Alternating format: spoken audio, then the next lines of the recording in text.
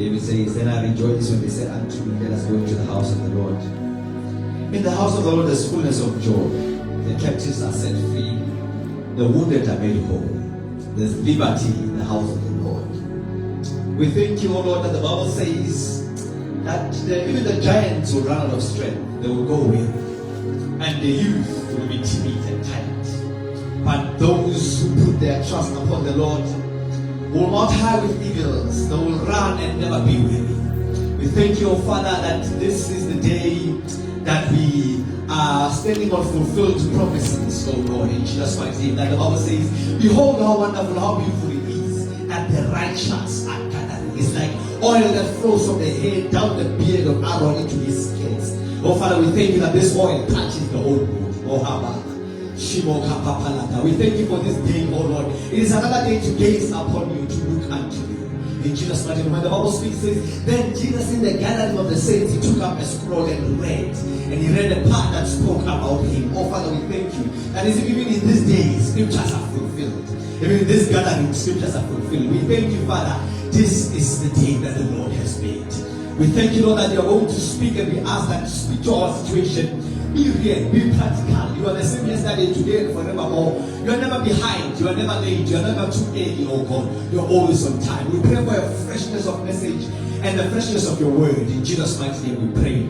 May the church say amen. Amen. Amen. Greetings in the wonderful name of Jesus Christ of Nazareth. To the leadership of the church. Greetings in the name of Jesus. Amen. And we thank for the leadership. I also want to greet the pastoral team in the wonderful name of Jesus. Amen. Amen. And I want to greet the fivefold at large. May you also celebrate them also as well. Amen. Amen. I also want to greet our visitors. Can I, if it's the first time here, can I please see your hand, please, Pastor? First time. There is a hand.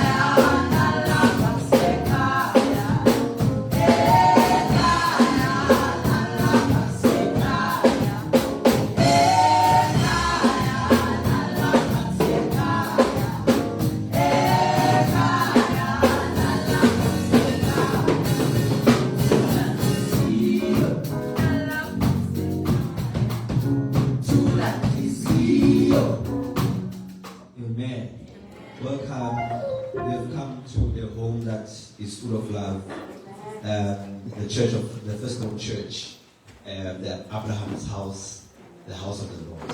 Amen, Pastor Alwan. Can I please ask also we minimize the movements, Pastor Alwan? I get very easily distracted. Amen. Okay, no. Yeah, we must change the chairs, otherwise it's going to be a problem. It's fine, we can change it. Worship team, please find chairs here. There's 2 chairs here. Fill the chairs. Today, I'm preaching to everyone. Yeah, you know when you start to follow it. You know, with this fast things that we are going through, this church will be safe. Amen. Amen. I want to thank everyone who came before me. Can we celebrate Amahle?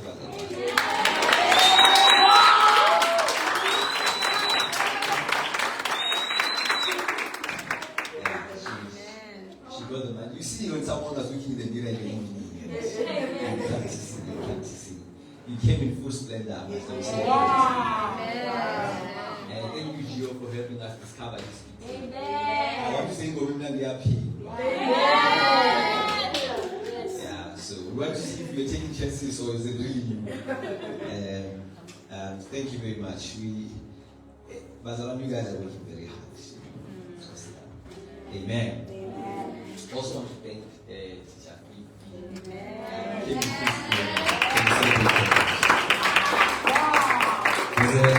There's a vacant position of a sound engineer. Even if you're a lady, we need a sound engineer. Yeah. I want to thank the singers and the prophets in the house. We thank God, Bazalwane. Amen. I know last week that other week you were here about, and I was not here, and you came with Mama. But I'm here now, and I'm happy to see you, and we like your car. It means our church to be. Yeah, would probably say to me, the church looks even if you're not coming, but just drop it off here, we'll bring it back. Amen. Minister, greetings in the name of Jesus. Amen. He bought me a suit, but I don't have a suit. I'm waiting for a day. There's a day. He's been asking for my sizes. I was testing him if he's serious. And one time we met at the mall and he bought me a very nice suit and a shirt. And I'm going to look very nice. I'm just waiting for it. I saw that this time this occasion is not the size of the suit. Yeah. By the way, because I made research and they said that suit I must wait with a bow tie. So I can't wait with a tie. So you owe me a bow tie. Amen. You said I am blessing because when I meet you in the mall, you give me money. Wow. Yeah. So if you don't give me money, hey, I doubt you. You must always have some money in case you meet with me. Amen, Bazalwan. I'm well taken care of, Bazalwan. Well taken care of. Amen. Yes, well taken care of. I'm a very happy pastor. Amen. Amen. I know you are happy saints, boss. Amen. On Friday, Bazalwan, leadership forgive me. I'm just going to announce this. So on Friday we are gathering again, Bazalwan, for a night prayer. Amen. We had a wonderful Friday. Don't worry. Wow. Don't worry. Wow. On Friday it was wonderful. It was very wonderful. So I want us to gather on Friday again, Bazalwan. I have a brother we are from the same father, covered under the same grace. Is coming on Friday. Amen. Amen. Woo, woo, woo, woo. Wow. Please come. Amen. We have a heater here. It's warm. And coffee is there. It's warm. So if you're not here, hey, please come. It's nice. We fall. Yeah, we fall. We cry. We dance. We do all these things. So please come. And then on Sunday, can I ask the student network, can you book on Sunday? Sunday 3 p.m. will be at UFS. At least, yeah, at 2, so that 1 o'clock will leave. Yes. For Friday. Yeah. Tell them we also want it on Saturday. On Sunday. Yeah. Yeah. Don't worry, I've got grace. Tell them on Sunday we are coming there. We can't come on Friday and come on Sunday. On Friday, I want us to, unless if we move the whole night prayer to UFS. How about that? Amen. Is that okay then? Meeting, Apostle. We have a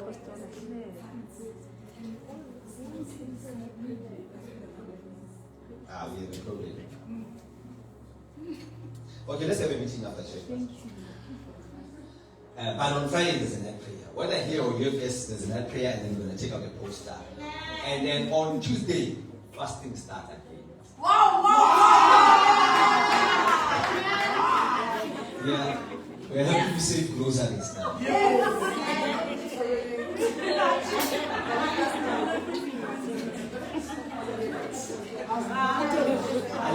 Unless if we are taking the house of the father and the ten of thieves, we're making business with you. We're saying we're not going to eat, we are saving groceries. But on Tuesday from 12 midnight up until 12 midday, we're not eating, but it's a dry fast, no water, nothing. I know you feel dizzy, it's okay. It's okay. Can I please ask that we all join the fast? Amen. And then at 12 midday, then we can break the fast a bit. But after breaking fast, you don't go play piano. You stay on fire up until, some of you during the day you are on fire. And then somewhere around 1, you are starting now to become the other person. The whole thing and the whole plan is to stay on fire through and through. So we're not going to eat from Tuesday up until, I'm giving you Monday so that you eat all the things that we wanted to eat. And all the things that we had planned to eat. And then Tuesday we are starting, and then we are praying. But the leadership will start on Monday. Wow! So leadership, the executive, workers, and pastoral team. Amen. Wow! Workers, wow! And then everyone else We'll start on Tuesday, Pastor. Amen. Amen.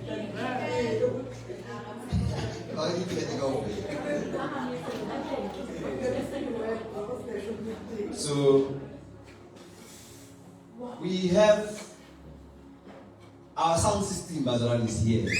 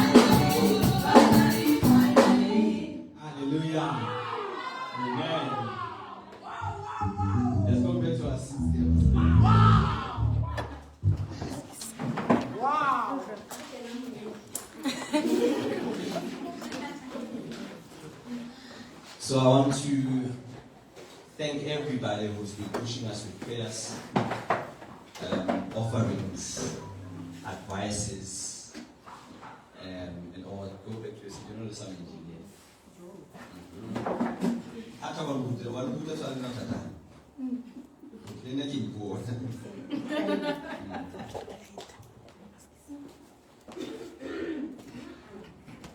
So we truly appreciate Bazalwane. Everybody. Amen, Bazalwane. I released the same blessing that I released last time. You will see no rain, you will see no wind, but the valley shall be filled.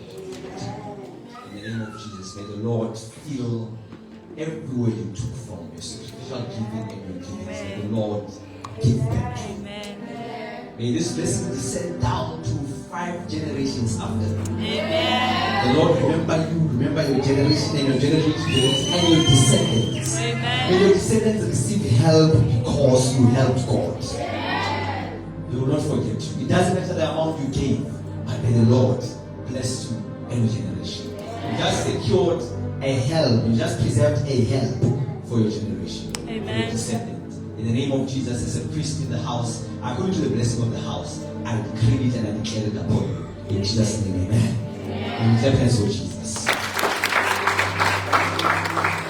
Amen. We bought the tops, 2 tops, a bass beam, cymbals, a mixer, and cords, cables. These things are very expensive. The amount we are anticipating was very short. And if you have not given in, you are looking to give Bazalwane. We're still collecting the bass beat, money for the bass beat. Oh, we also got the stands. We want to add the bass beat and add power amp and then add more sound and more sound and more sound. We're going to buy so much sound that is not going to be enough for this house. Amen. So that God moves us from this house. Yeah, I want to leave here. Yeah. Amen. I want to leave. When there's wind, now I want to leave. I'm done. I hope the Lord does not hear me, but I'm so done with this place. Yeah, I want to leave. We surely did well because we got it not like this. We Yeah. look nice.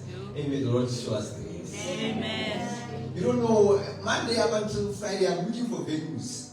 I'm busy there, FTC and the buildings. And when I see a vacant building, hey, I'm going to leave here. Amen. To God. I found another one. They said to rent is 10,000. I said, it's good. I said, yeah, 10,000 is good. Yeah. What people who believe with me. Hey, but one who will eat something we are good.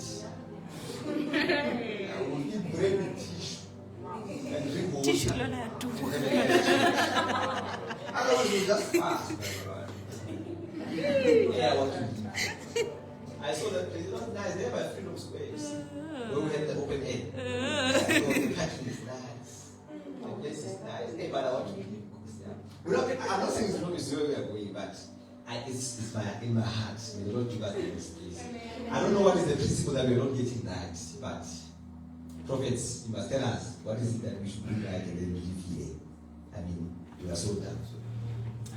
In this case. Amen. Amen. So yeah, that is the sound we have, Pastor. We are missing a USB.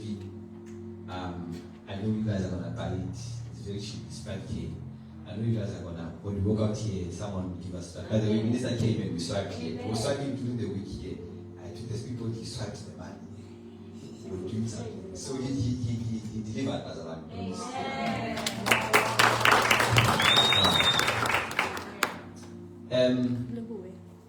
I'm gonna preach as a man, but there's something else.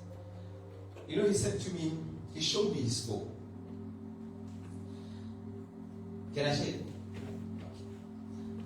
When he took a pledge, he didn't have the money. We were 1,600 short.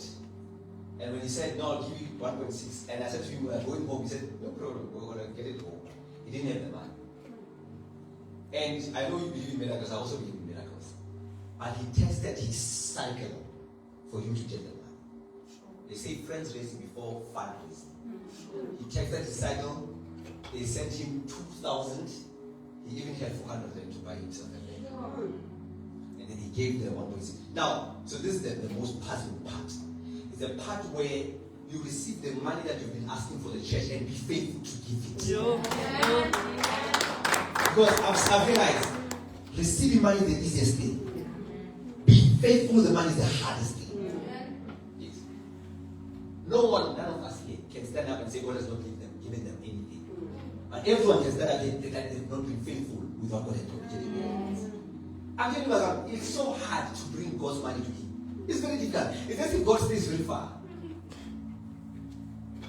So I want to commend the behavior and ask for the grace in the house that God multiplies it. And when you receive, you must give it. Amen. Yes. And by the way, don't fear to take a pledge. Just have a pledge. Most of you apply faith, you take the envelope and then you receive. You don't even pray. You don't even care. You are like, no, when it comes, I will see. Even when it comes, you don't even know that that's the one for the pledge. Yeah. The moment you receive it, you are not aware that God has given you to honor the pledge. And then you chow it. I have not recovered from teaching on stewardship on Friday on finances. I have not recovered. I've also told Teacher P that you cut us open, you must come and meet us. Because we want to know how do we retrieve those seasons that we misused. Because I said that and then thought I realized that we wasted a lot. But how can we retrieve those seasons and those times? May the Lord help us. Amen. Can I please talk to it's not principal's call. I think the pastors. Okay, maybe Mazagazaga, teacher, and evangelist. And who else? I'm just going to throw in the nuggets as a pastor. I'm going to coach you guys. We're going to the next thing. I'm going to make you powerful pastors. So let's be Bazaban. I'm doing this, that's why you don't have, you find that you don't need this Christmas. Yeah, you get the mannequins are always trying and you've been preaching in the streets. By the way, we are going to the streets now that we have sound. We are going to the streets.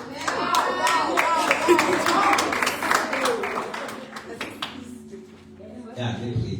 Oh, by the way, part of the things we're going to talk about, you guys are going to shout us in the streets. There's something you'll see. I'll pray for you, brother. I'll activate you. So we did say to God, if you give us something, we want to go to the streets. It's time to go to the streets. Let's get ready. It's cold, I know. ARC, the configuration of it, we stand on streets at -2, -1. There was a moment where Yanis was playing, he was outside. He would play a chord and warm his hands and play a chord. And the people were a host. People came in cold, they stood. I don't know what I was driving from the suit. Remember that day? People stood and were delayed up until the left, but some remained. It was extremely cold. Ice cold. I think June and July, it's in a cycle of ARC to win souls. So let's go out there. There's nothing we can do. Amen. And we also received Jimmy. She's the daughter of the house now.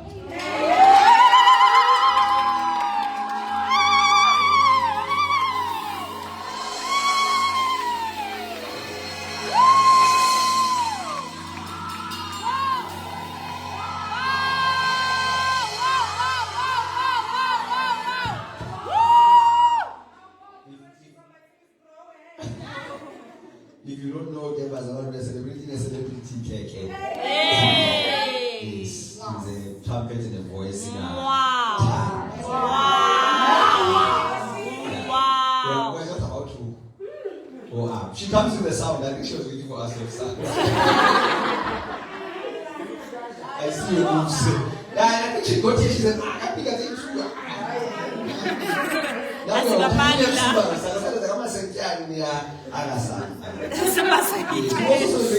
this kind of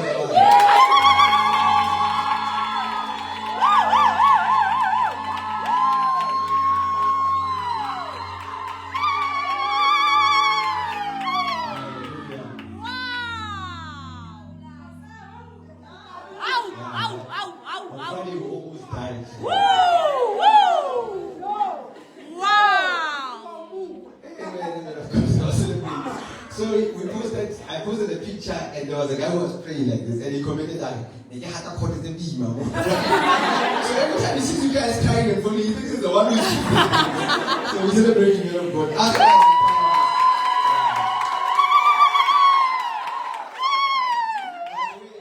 You would not sing if he was not the one playing. We got the best in the house. Let's preach the Bible. Hey. So Friday is just going to be something.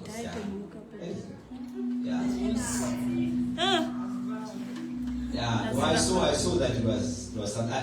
You know when you're sitting here and you're listening to people at the back. Now when you see pictures, you realize, hey, people were dying. So what was yeah, no, I saw sister wow, what's the other thing?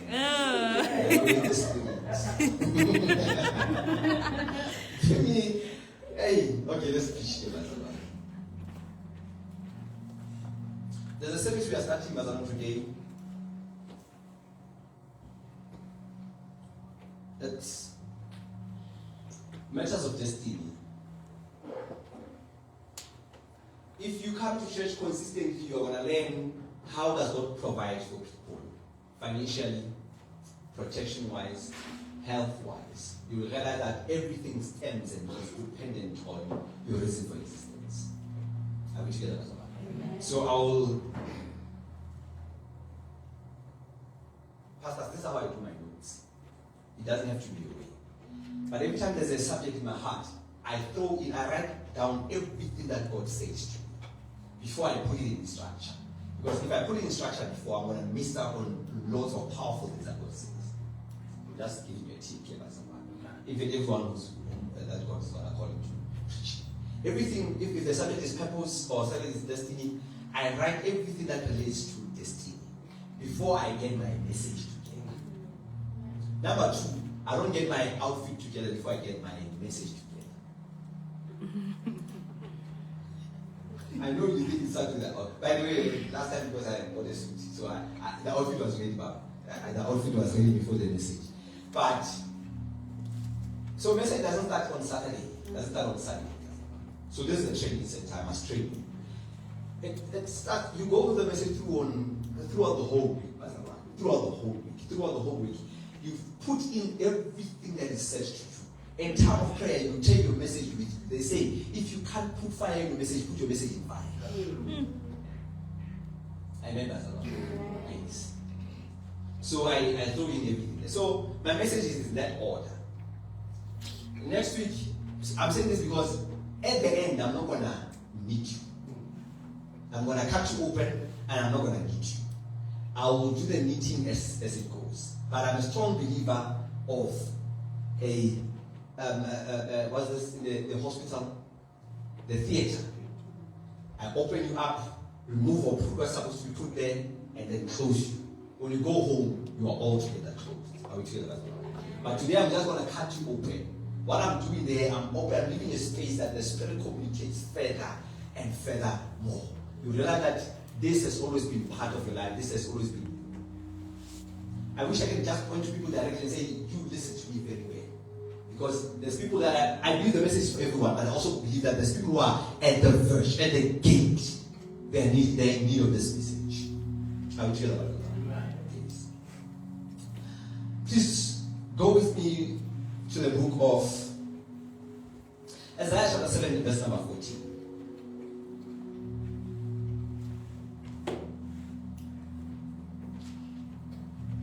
Isaiah 7:14.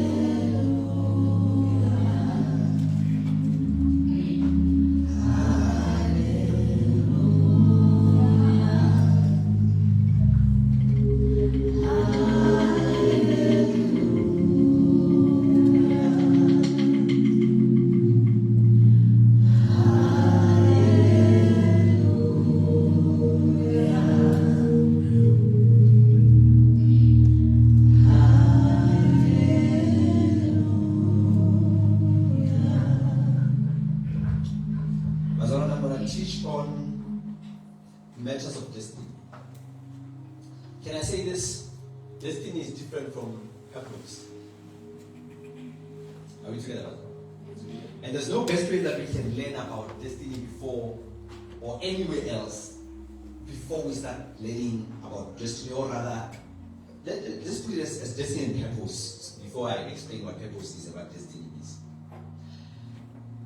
The best epitome, in fact, even when I was praying, God says, we can't start teaching on subject before we use Christ as the center of the subject. Before Christ is an example. So you realize that when you have Christ, you can teach about anything. Are you together as well? Yeah. Jeremiah is a good example. Daniel is a good example. But they're not epitome of what God has put up as an example. The highest epitome is Christ. Now, Bazalwane, purpose is a reason for birth. I'm simplifying it. It's a reason for your existence. That's what purpose is. Destiny is what you go through to achieve your reason for birth. Are we together, Bazalwane? So destiny is a process to achieving purpose. Does it make sense now? Yes. So destiny is. I'm going to tell you for free. None of us has got a problem of purpose. We all have a problem of destiny. Because purposes are aborted at destiny level. Yeah, I came in full splendor. Yes. Purposes are aborted at destiny level, at the process level. Which then means everyone must understand their reason for existence so that they can endure the destiny. Many times, purpose is aborted because destiny is not understood.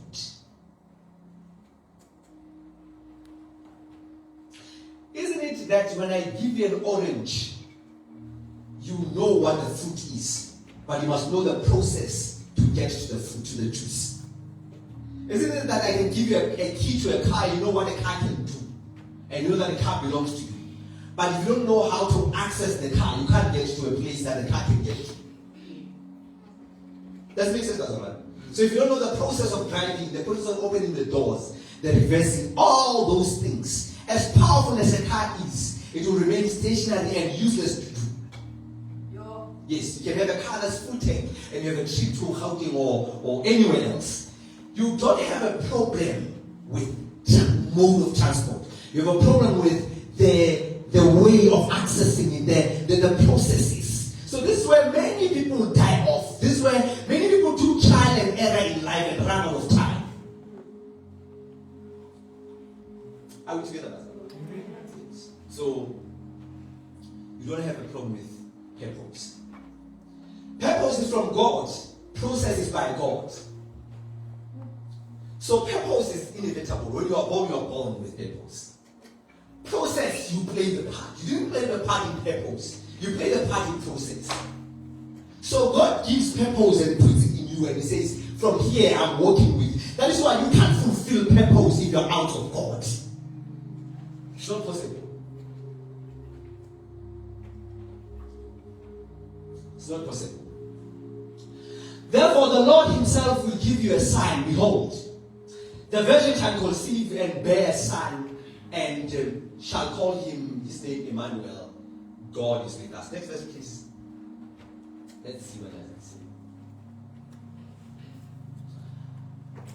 Curds and honey he shall eat, that he may know how to refuse the evil and choose the good. So, this child is given. I want to do something here. Okay, let's continue. This child is given. God says, I have a plan. Do you see that purpose is not man's creativity? Do you see it's not man's wisdom? It's not how wise you can be to devise things. No. When a child or a person is born or brought into life, the first thing that's chosen is who is going to be a system that brings them to earth.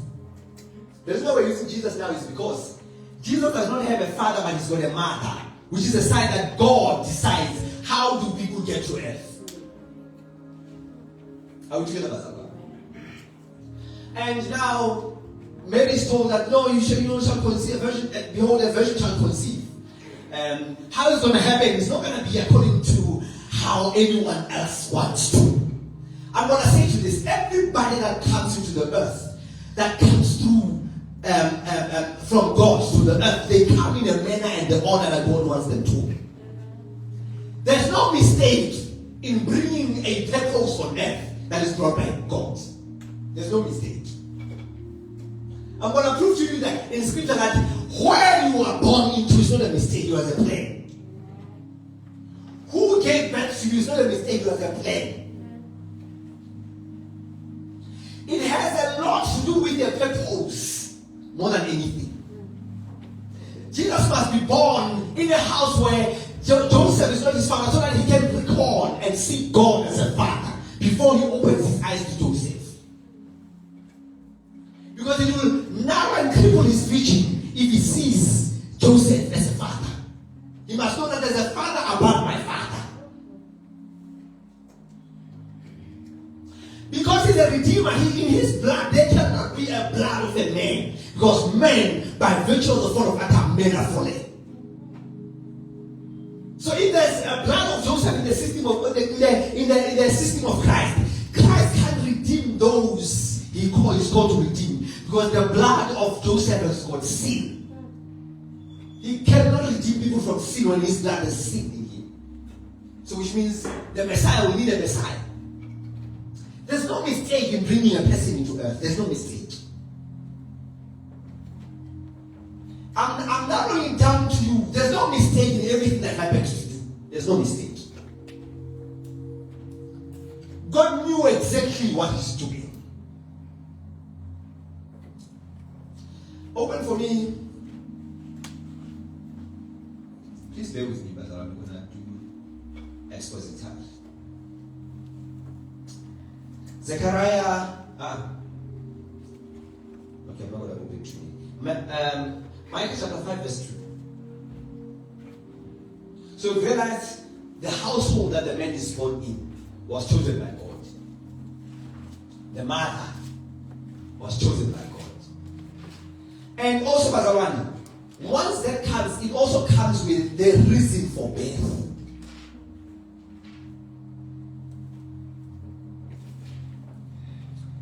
So this one, when he's born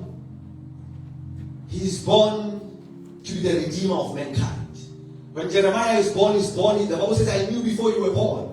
I ordained. So there's a place where God sits with people before they are born. There's a catchment.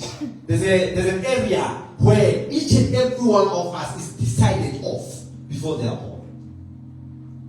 Your birth is a sign that the decision was taken by God and you must come on earth.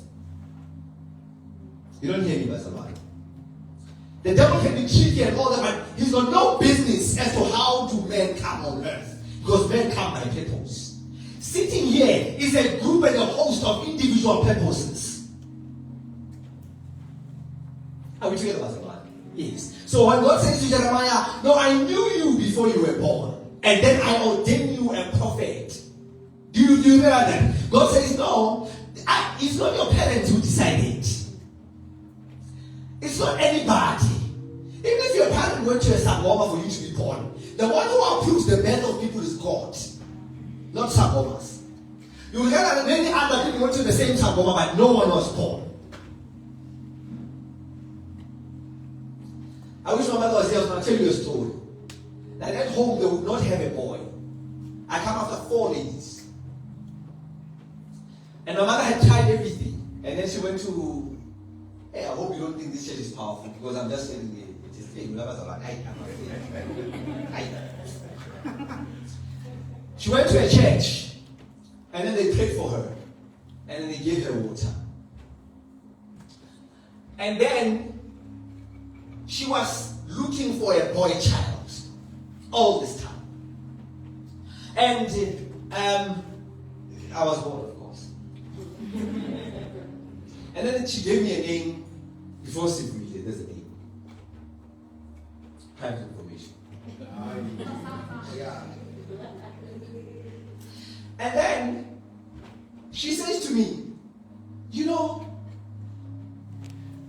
it is clear that because, hey, Mazalan, only God can make sure that children are born and are given to men.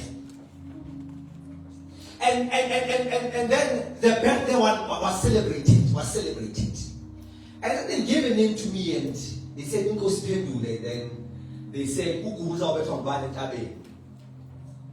I'm sorry if you're not ashamed. What it means is that who will play a drum on a high mountain to summon people, to call people?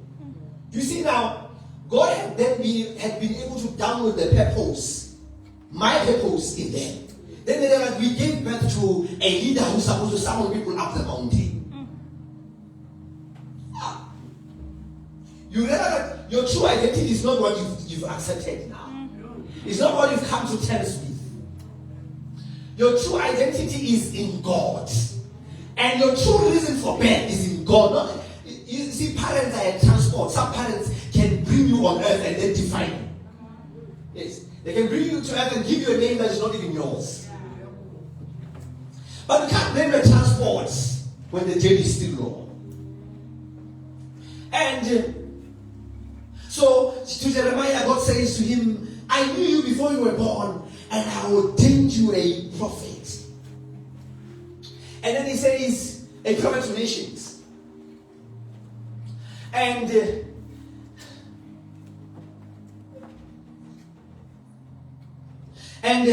this qualifies and confirms that no one is here for no reason. No one. No one is here is existing for no reason. No one is born for no reason. And I'm speaking like this because there's also people who don't see a reason for their existence. But I want to tell you there's a reason for your existence. Otherwise, your approval would not have been made. Otherwise, you would not be here. Otherwise, you would not be singing with us and walking with us. Everyone who's here is for a reason. So your home and your mother were chosen for you by God. We are okay with it.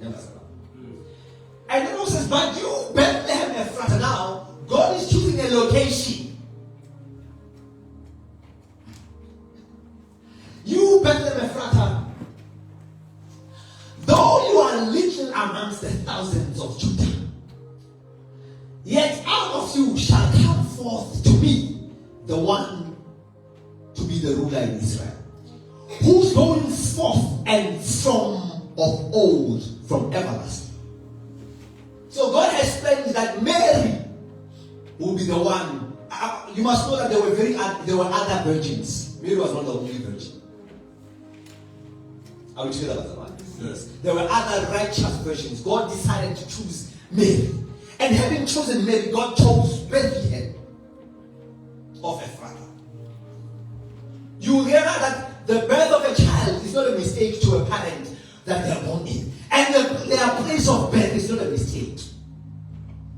You see, purpose builds up. I want you to hear me, Pastor Ron. Because even Jesus being born from Mary has got a lot to do with his purpose. Jesus being born in Bethlehem, in the smallest amongst the greats of Judah, has got a lot to do with his purpose. The Bible says, people said, what good can come out of Nazareth? What is that good thing that can come out of Nazareth? So your place of birth, your hometown, is not a mistake. God has purposed it. God has planned it to be in that way. Are you looking for a purpose? It has a lot to do with where you were born.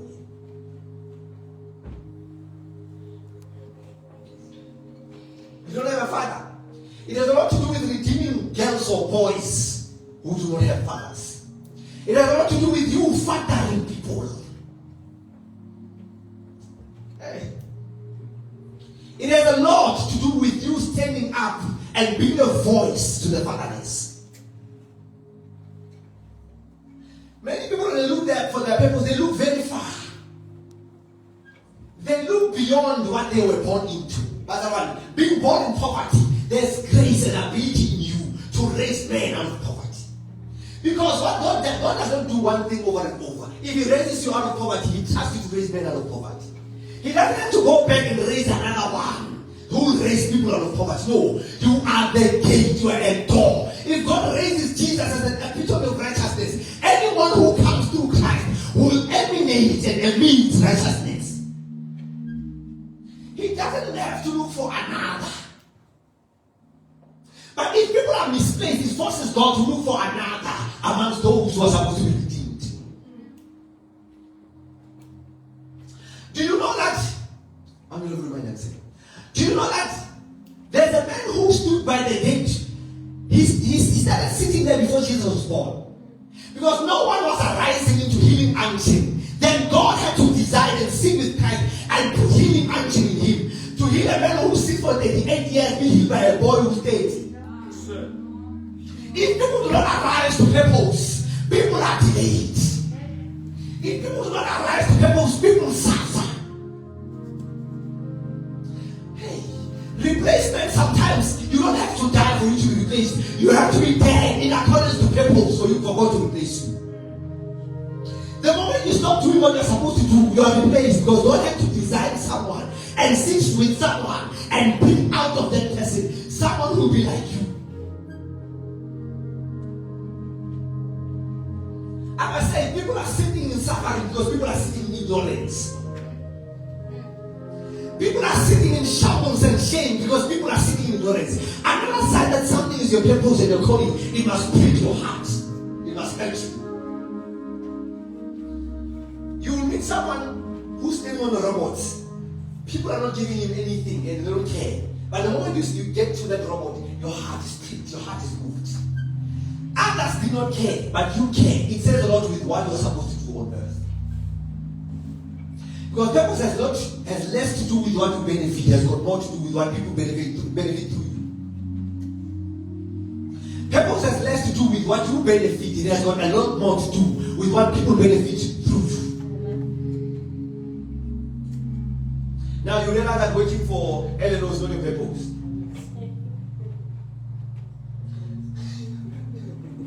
You realize that being employed is not a purpose because there in the employment you are working because you are receiving salary. Purpose is one thing that you can wake up and do it without any and be fulfilled. Hey. There's some of you are called to help people. When you help someone, you even forget your stress. You feel like there's something that God has just done to you. That's what purpose is. It has less to do with self-benefit and thriving and being famous of certain things. It has a lot to do with what you do individually and you are fulfilled. The moment you walk in your purpose, nothing will compete with the pleasure of purpose. Nothing. Nothing will compare to the pleasure of purpose. If there's something you're still mumbling and complaining about before you do it, it's not your purpose. Your purpose will wake you up at 3 a.m. and do it anyway. Your purpose will be a reason for your ringing of your phone continually. People will come and harness and ask for it. I'm not about the exploitation they are doing to you. People taking money over and over and over for no reason because you have a soul to wound and you can't say no to people. I'm talking of things that you just want to do. Do you know that if any one of us will walk in their purpose, we will not tell people to come to church on this court? If anyone will start walking in their purpose, we will not have to worry what someone here is prophesied to or is given money. We will not feel like we are behind, someone is running ahead of us. Purpose can give you contentment in your lane. You're content.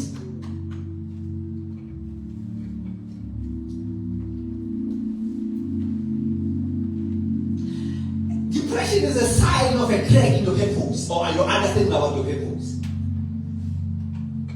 Because not even once was Jesus depressed.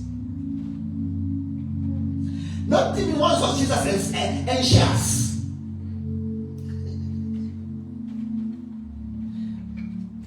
Not even once was Jesus didn't want to wake up and do the will of the Father. He says, my bread, my food is doing the will of the Father. Which means I compare doing the will as the same as the person who just ate their favorite meal. Yes, sir. I am so full that after doing it, the only thing I want to do is to sleep. You don't know, when he had done with purpose, he didn't have to guard the waters and guard himself in the boat. He slept. Purpose is fulfilling, by someone. Purpose is fulfilling. It is fulfilling. It says, I'm only here to do the will of the Father. My goal is it's like food to me. You see, when you break fast and you're hungry, the way you're running to food, the way you want food, you don't want any distraction. That's how people should be like. That's what purpose triggers. Purpose triggers addiction to it. I'm telling you, if we still have to speak to you and convince you, and even read scriptures to you, and even convict you, and even cause you fear to do something, it is not your purpose. It is not what you are born for. I want to tell you the saddest thing. The truth is, some people even go to graveyards without discovering what they were born for. And some people, the reason of their not discovering the reason for their death. If you see someone holding a rope and wanting to commit suicide, they know nothing about their purpose. Their purpose is not revealed to them. Because purpose will be reason not to take the rope.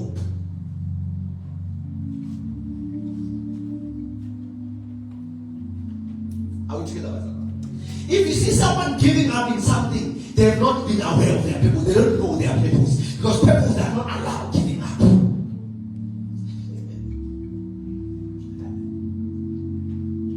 It does not allow giving up. You go on. When you are dragged by purpose, you are dragged by a very strong thing. You go on. You hold on even to things that people consider and regard as foolishness and fallacy. A person of purpose is not moved by current affairs. If you are given purpose, prophets could be running with people's money. You would still bring your money to God. You are dragged by purpose, not the current affairs. be shamed however, can be named however, but you will still go to God because that's where you meet with God. By the way, anything, purpose does not thrive out of God. It doesn't. The reason why you must belong to a church is because the one who designed you is the founder of the church. You must always be in his home to harness and to hear and to know what you're supposed to do. You must be in his house. You must be where he speaks. I know church is the invention of the fallen nature because had Adam did not fall, church would not be invented. Adam did not need church. So church was invented because Adam had fallen. But church has become a system in a way to shepherd purposes, to look after purpose, because none of us here has got purpose to do anything outside God. The parameters of your purpose is within God. Any purpose that's outside God, it then becomes the purpose of the evil, of the devil. That is why even the devil cannot give people purpose, he can twist people's purposes. The greatest murderer is the greatest evangelist. This one who's supposed to give life. They are using misapplied anointing. The person who gathers most people in the club, who's well known, is supposed to be the greatest evangelist. They are misapplying the anointing. There is purpose in them, but they are doing it outside God. Once it's outside God, it becomes evil. Because the one who finds it is supposed to be the devil. None of us, even the people in prisons, is born without purpose. Everyone is born. Because even in prison, somebody is somebody. Even in prison, somebody is somebody. There's no one who's called nobody. Because the devil cannot invent and he can manipulate. Yes. I read a book one time as I was going to say a person who's a great apostle in Christ can be a great evildoer. So when you transfer from being an apostle, you're going to be transferred with your rank. You're going to be a great person in the evil kingdom. You're not stripped of title. Your title remains because that thing is the purpose. What the devil needs the title so that he can manipulate it.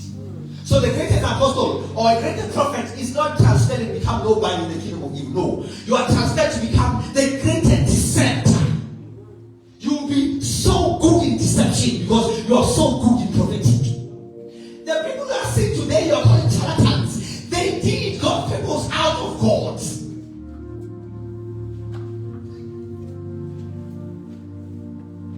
If you want to see the power of purpose, see it when the devil is using it.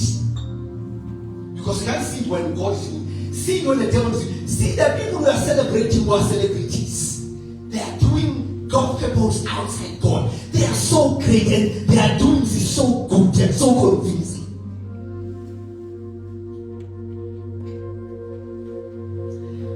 They said to Jesus, this one drives out demons with Beelzebub. He's using a different God to drive out because they've not seen someone in his purpose fully doing things at that height. Because if you understand the purpose very well, God takes you to compete with the people of another world. Hey, you're not powerful in your purpose if you compete with us. You're powerful if you compete with the systems of the world that have been put up. If God gives you a weapon, your weapon is not to fight against flesh and blood. Not even against your brothers and sisters, but against rulers and powers and authorities. Your only power is to contend with what the devil has put up.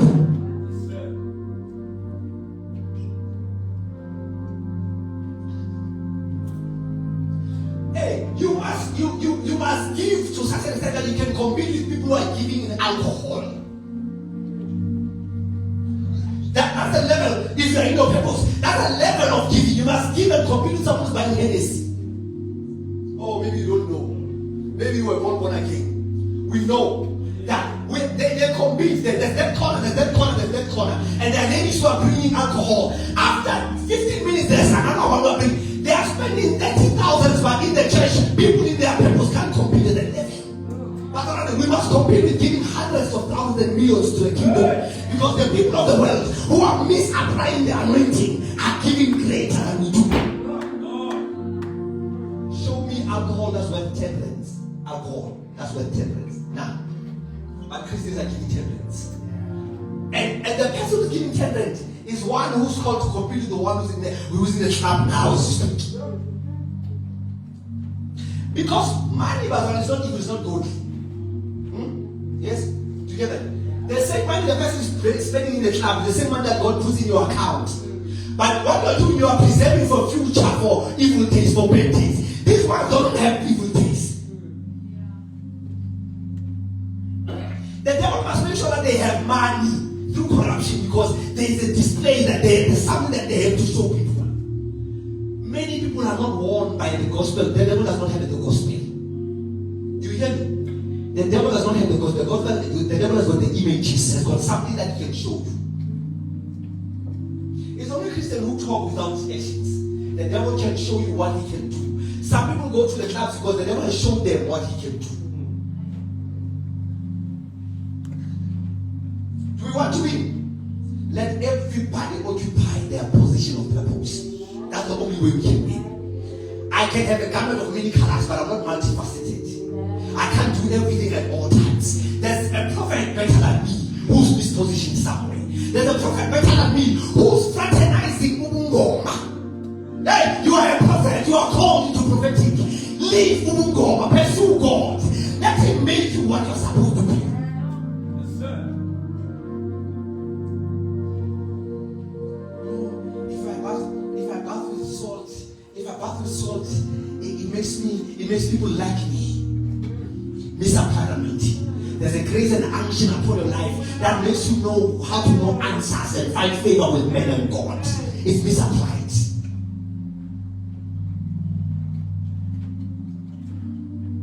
It's misapplied. My prayer in my heart after today, if everyone would go and try to walk in their purpose, try to walk in their purpose. I'm telling you, after 3 weeks, everyone trying to walk in their purpose, the world will be a different platform. Your problem is that you think you need social workers. You were born in a family that doesn't like you. Your problem is that you are solving spiritual problems with practical things.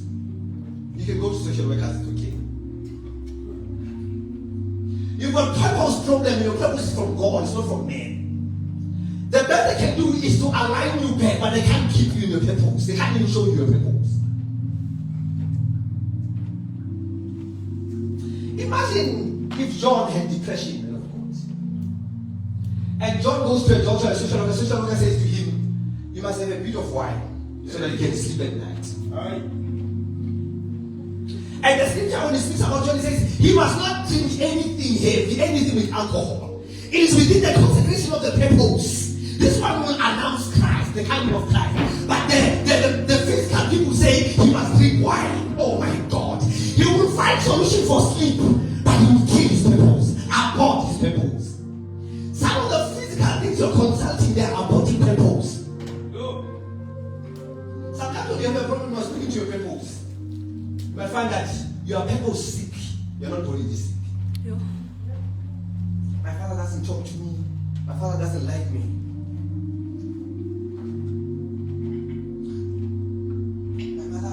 Doesn't speak well of me. And the best one to do is to connect with people and social workers, and they give you 3 steps to this, 5 steps to this. My God, what a sleeping giant. A lion in a zoo. So harmless, we look at it through the fences, we don't care of it. The same lion that we are afraid of in the wild is the same lion that we take pictures with in the zoo. Many of you are just in the zoo because you have forgotten the purpose. Because purpose didn't unleashes your feathers and your wings.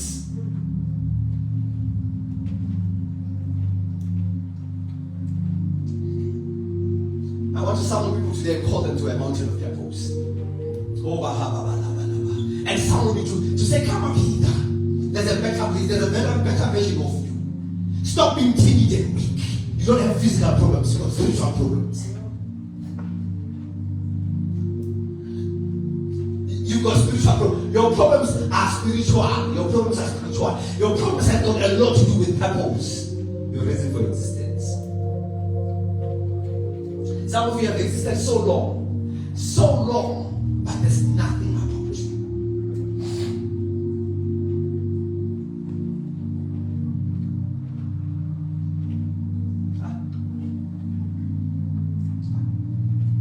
it's money you want. I know it's food you need. But there's a food put up for your spirit. It's called purpose. But if you are out of your purpose, you pray for things you're not supposed to pray for. And when you don't receive them, you think God is not fair, but God has already put. It's not in line with your purpose. But a car can't pray to fly. It can't. It can't. It can't pray to fly. Many of you lie down before God and you are crying, oh God, today in church you were doing this to so and so, you were doing that to so and so, you were doing that to so and so, but you don't know your people, you don't know your resistance. You are evil, you are jealous. God approaches are tailor-made. God will approach Sivuyile as He wants to, and approach Mngomezulu as He wants to. If you find someone praying, do it for me also, oh God, do it for me also, do it for me. They don't know their purpose. They don't know what is written in the volume of their books about them. They don't know. They have not stumbled in writings about them.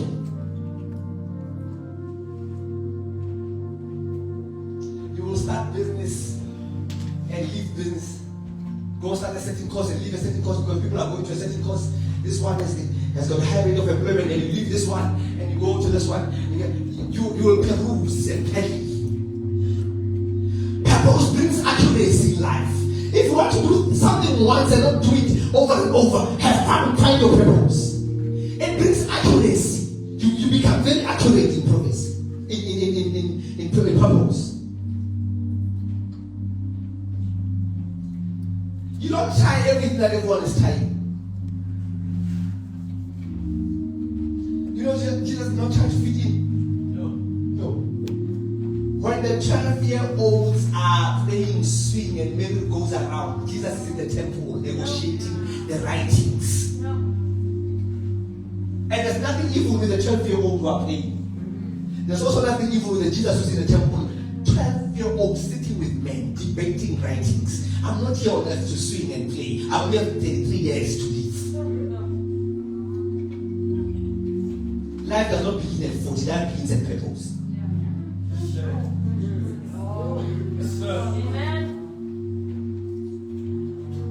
You can start life at age 23 and start living and thrive and be happy. You can start life at 27 and life starts when purpose is discovered. Anyone does not discover their purpose. The reason for your birth, you come through Christ so that you are righteous and you have fellowship with God.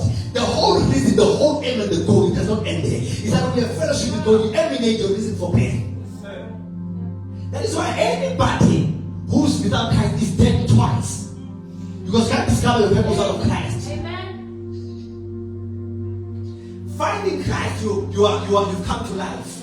But there's another life, there's a higher life. Purpose is a higher life. I'm teaching you good food.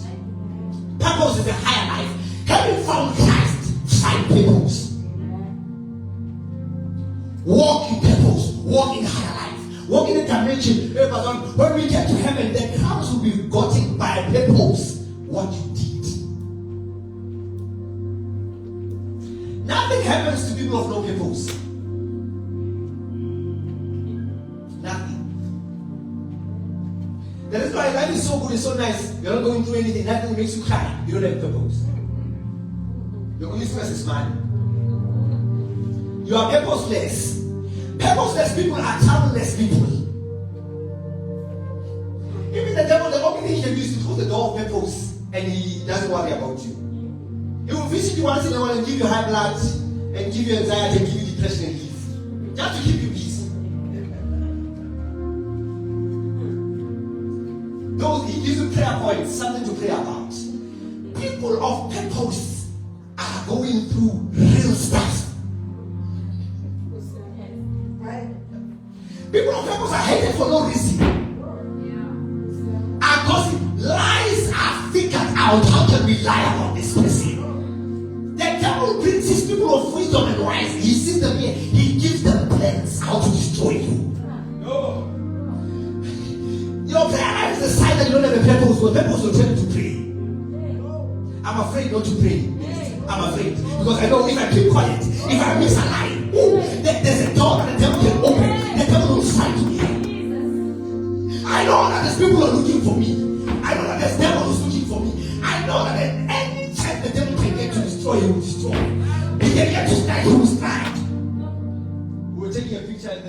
at the graduation day of Mngomezulu's wife.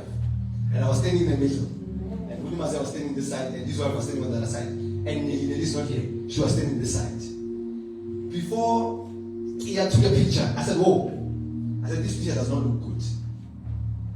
Because Mngomezulu is standing with his wife, and I'm standing with my daughter Nelly, but someone's going to interpret it. Oh, I know that this picture is an arsenal in the head of the devil. I purpose. I know it might not hit me today.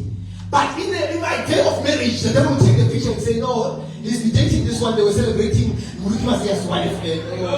If you don't have purpose, you stand anyway. I don't ask for cash back at PK equal.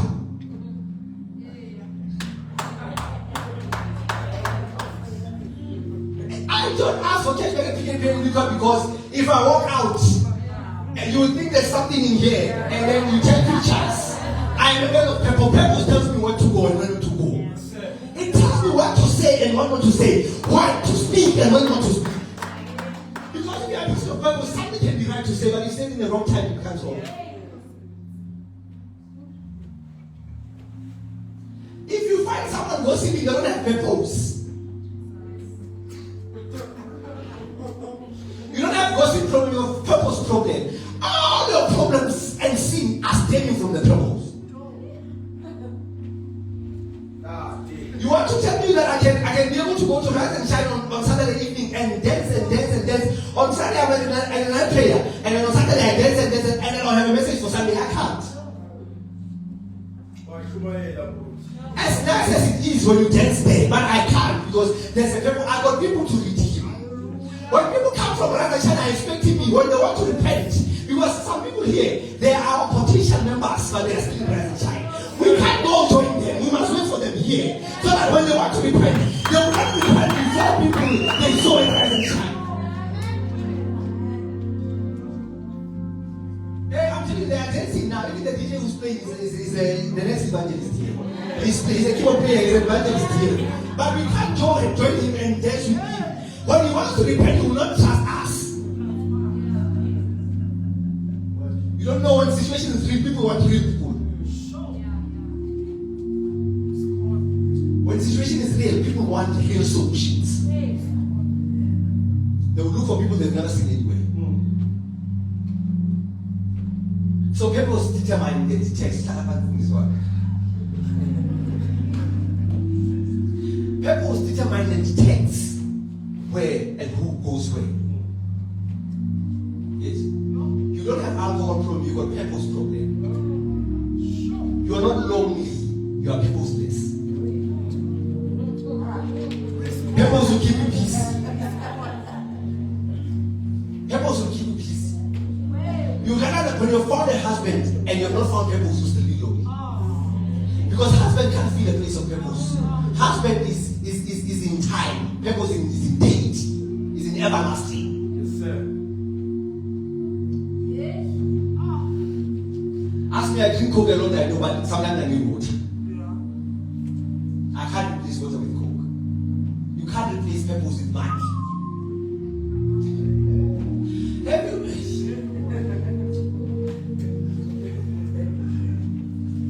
You see, do you realize that your purpose is now? Do you realize?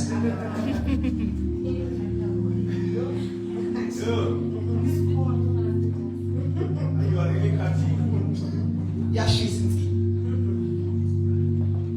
By the way, nothing is designed to replace what God has put as a void in eternity.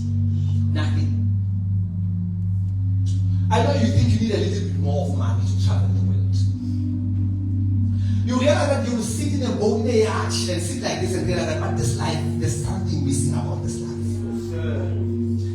Maybe you've not met someone who's a lecturer who's got all the money and got the car. The only thing he does is to take people up and down, drink alcohol. He must always be drunk so he does not face himself. The moment he becomes sober, he realizes that there's nothing about me in this life. The moment these people go home and sleep, he realizes I'm alone in life. And I'm saying this to people who have Christ, but the feeling still remains.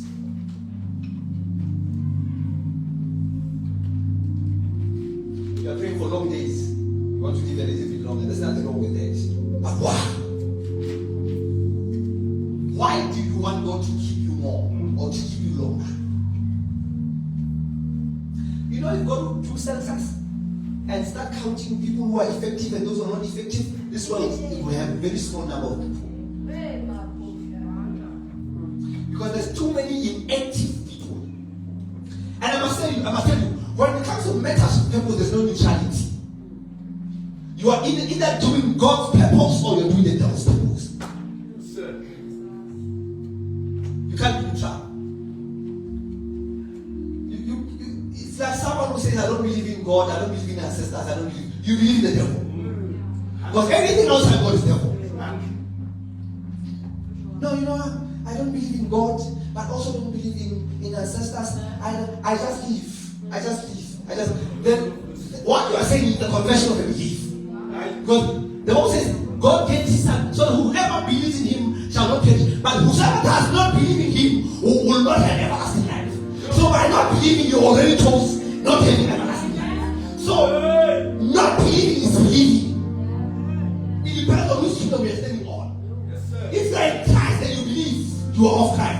And if you're not in Christ and you don't believe, we interpret you as the one who believes in the devil.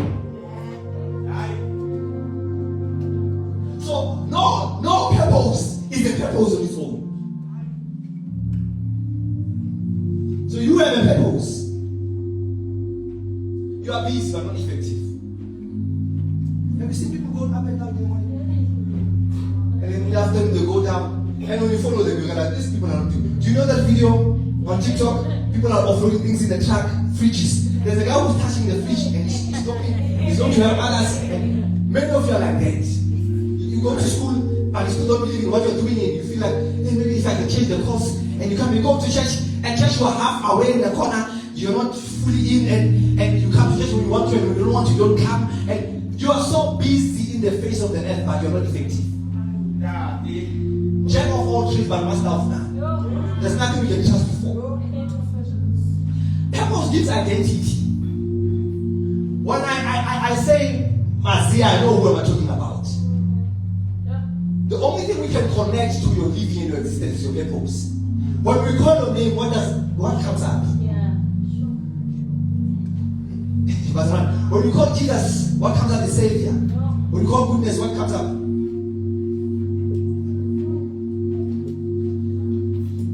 Your life situation can't be your purpose. No. We can't call it an orphan. It's not a purpose, an orphan. No, it's not a purpose. It's a child, it's a destiny. It's what you're going through to fulfill your purpose. Yes, sir. Don't go through destiny mahala and later on abort. Jesus was attempting to abort. Because sometimes the purpose can be burning.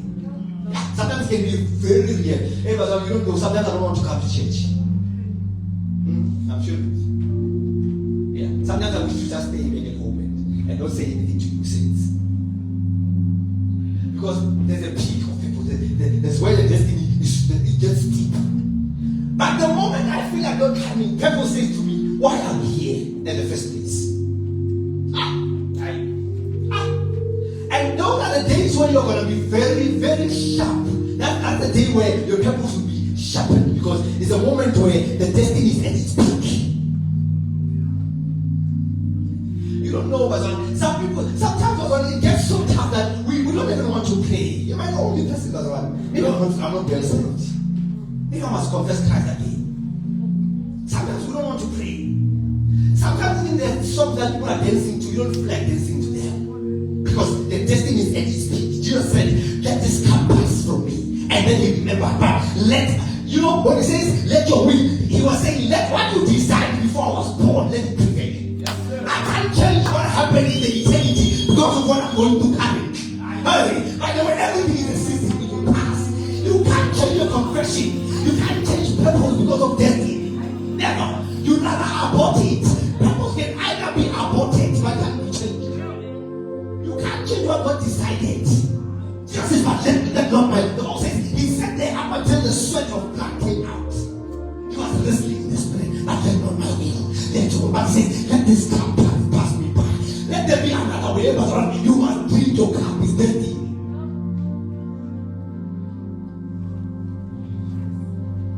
Do you know that? Because the house I grew up in, there was no mini car. because that's where purpose let it be in.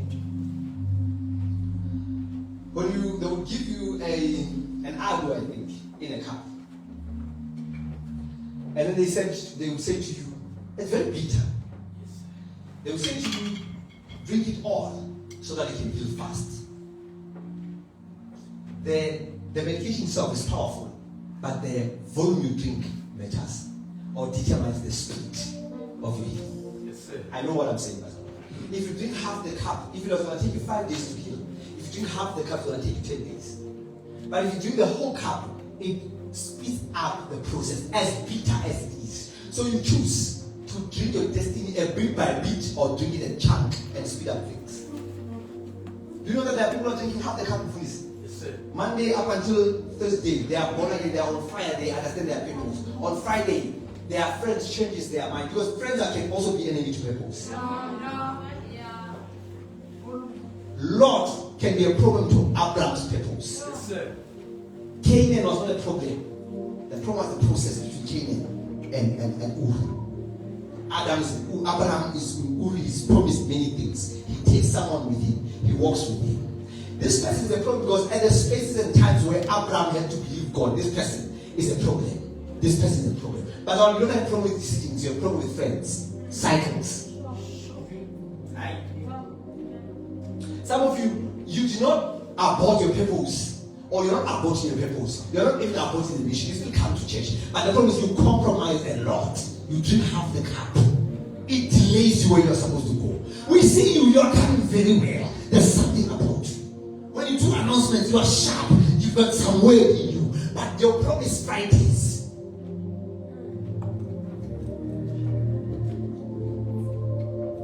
There's too many, you've allowed too many voices to speak to you. No. And when those voices are too many, they become louder than the voice of God.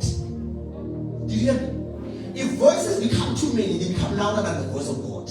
Not stronger, louder. Because the voice of God is still but strong.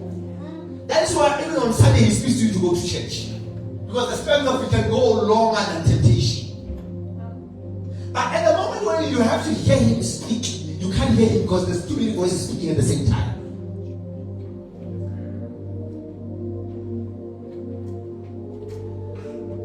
The voice of John in the wilderness was not loud, was strong. It was shouting, repent, for the kingdom is at hand. The Bible says, the word was so strong, it reached the city when it was shouting in the wilderness. It got to the city.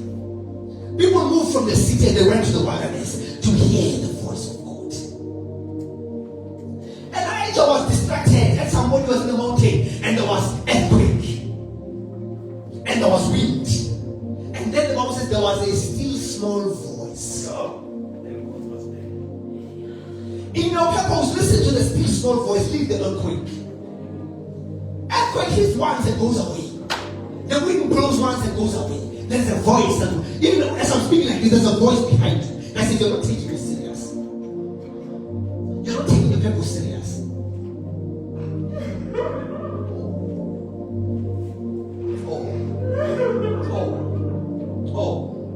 It is the metaphor of people. I must say your provision is tied to your purpose.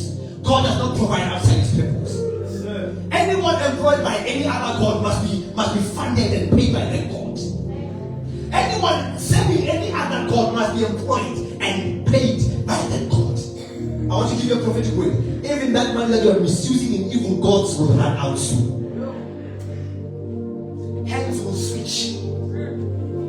Even that protection, I know you don't like this prophecy. Even that prophet, even that help that you are misusing to serve other gods, it will soon switch hands. That God must give you his help. God does not give the brain of the children to dogs.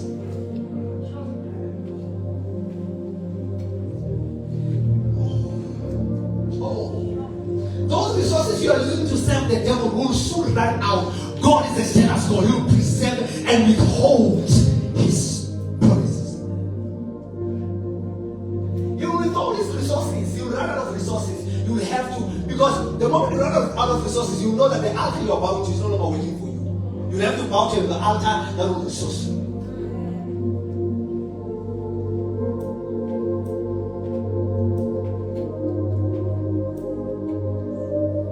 If an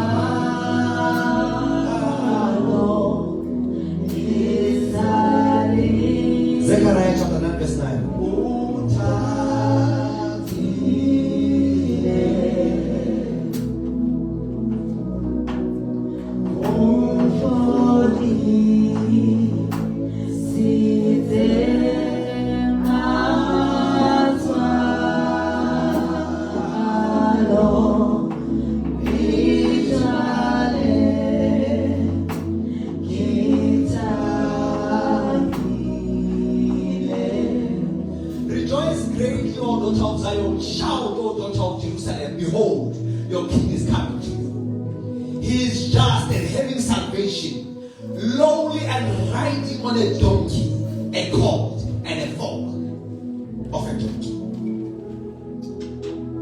Can I have it in this translation, GPT translation? We are going to pray in verse number 1.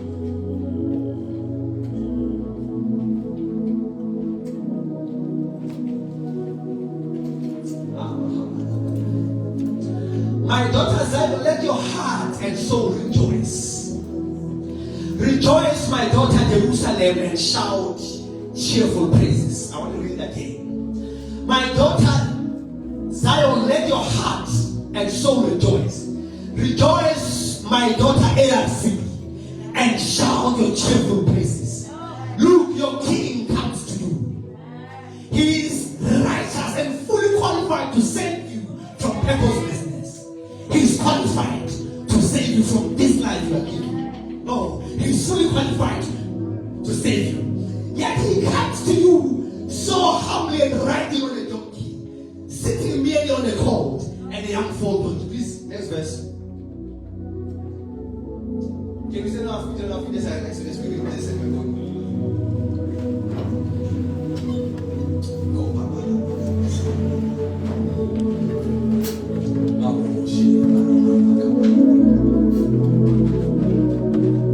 come on, rejoice, ARC. Rejoice, for he is coming to save you. The one qualified to save men from purposelessness is coming to save them. I, the Lord, will punish the war, chariots and horses from Israel and Jerusalem. The war in you, there's one capable to punish it. The war in you, the struggle and the battle in you, there's one capable to punish it. I will break the wars used. Your people proclaim peace and well-being to the nations. His dominion will stretch from sea to sea, from river to the ends of the earth. I want us to pray. Let's help is sufficient and available. I want you to raise a cry and a prayer. That Lord help me. Lord help me. Quench the wars, punish wars for me, fight for me. There's nothing in me to do your will, what I'm struggling to do. I want to do the good. I want to run in your purpose. I want to serve you faithfully and fully. But there's wars. There's wars. There's wars. Banish the chariots and the horses from me.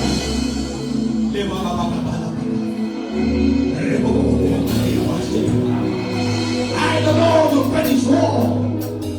Chariots and horses from Israel and Jerusalem. I see the Lord will punish you.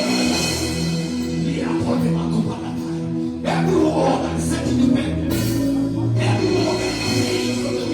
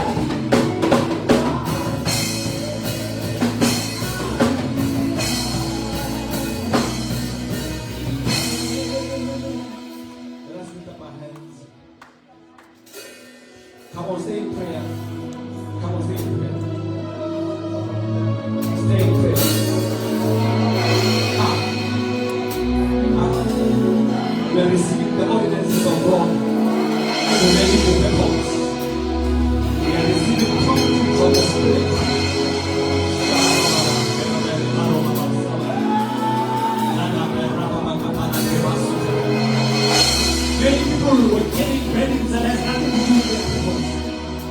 We're fighting fire that has no nuance. May the Lord renew your strength. The Lord renews your strength. The Lord renews your strength. He renews your strength. Grow. To walk in purpose. To walk in purpose. To walk in purpose. We are not your mistake. We are not your ignorance. We are not your ignorance.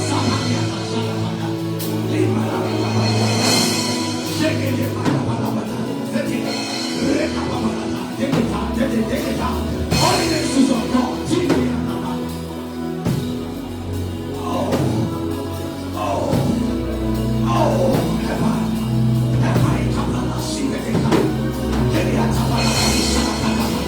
The way of the eagle, the way of the eagle.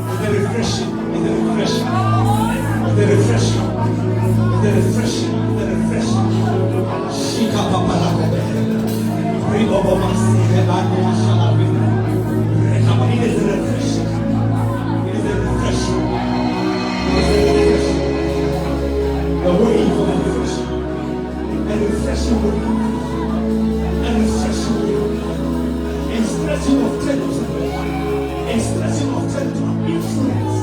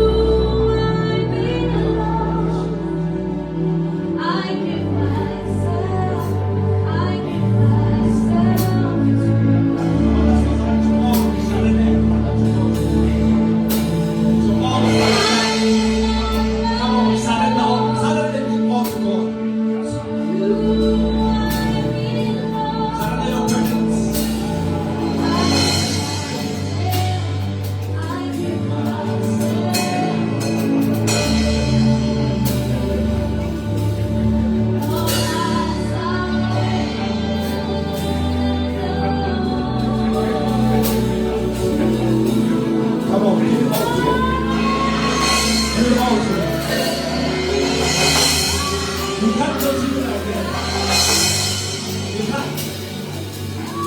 can't continue like that. You are not designed to continue like that. You are not that strong to get it first.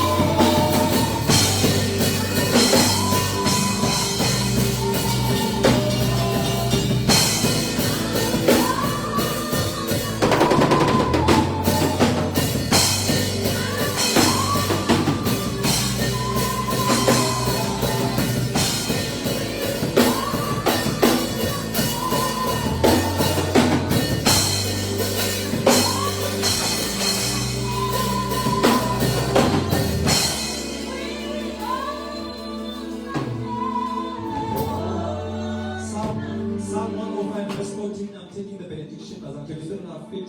Those who are still kneeling, it's okay. Those who can stand, can they stand? If you're still praying, it's okay. Stay in prayer. Psalm 105 verse 14.